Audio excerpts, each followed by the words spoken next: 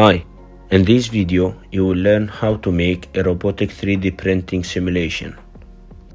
First of all, you should create a 3D CAD model by any 3D CAD software like SolidWorks. Then slice the 3D CAD model by any slicing software.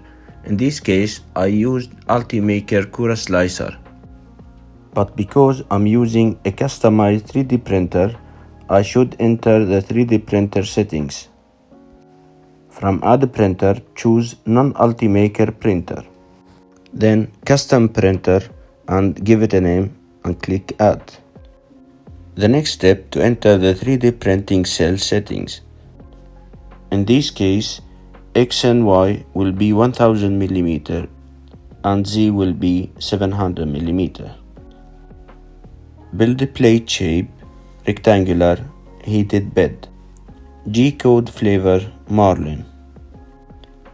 Then the extruder settings, it depends on the nozzle size and material diameter you are using. Next step, to open the 3D CAD model file which save with the extension STL.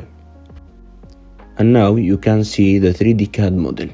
The final step before slicing is to enter the print settings like profile, layer height, wall thickness and print speed. And it's varies, depends on the print quality you need. And now click slice and preview to see layer view for the sliced 3D CAD model.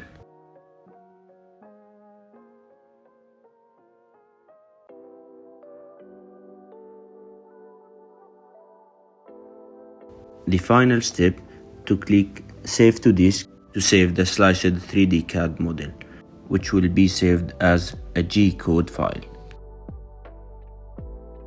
Now open ABB RobotStudio, give the project a name and click Create. From Controller, click Add Controller, one-click Connect to connect to the actual robot controller by login as default user, which will appear on the left side under Controller Management Port. Now click Go Offline to create a virtual copy of the actual controller.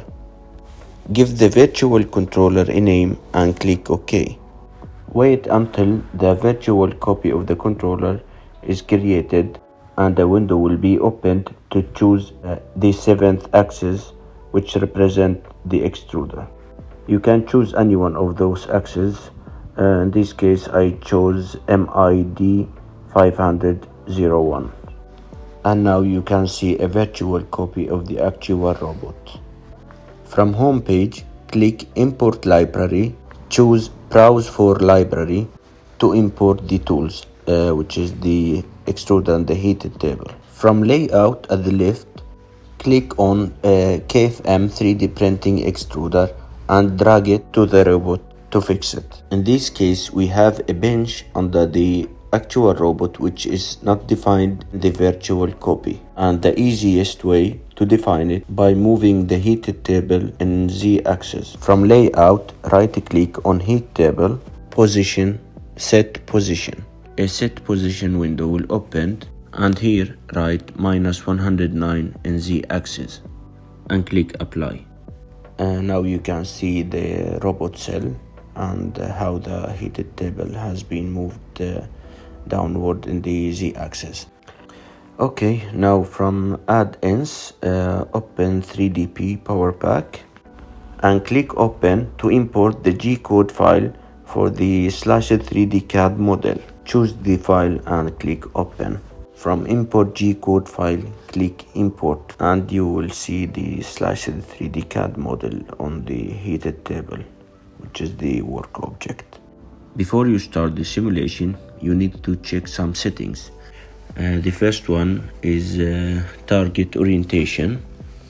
Click target orientation, and in this case it looks very good, nothing to change. And the next one is process settings. Click on process. So the most important one is process. It must be extrude. Then process motion mode, accuracy mode, process point settings, speed. Here I chose V60, and you can also change it. It depends on your print settings. Zone process intermediate is Z extrude, and the other settings you can change, depends on your print settings. The next one is external axis. Click extruder axis. External axis should be extrude G1 rotational, and the other settings is up to your print settings. Click apply. The last one is check reach. Choose any configuration and apply. And now after you checked all the settings, so click export. Give the print program a name and click export. Before you play the simulation, click process trace, move to controller page, choose the virtual controller, open operator window, and then click play, and you will get two options. Print purge. You will use it in real application to clean up the extruder from any burned material. Here you will click print and wait until all the files are ready to see the simulation started.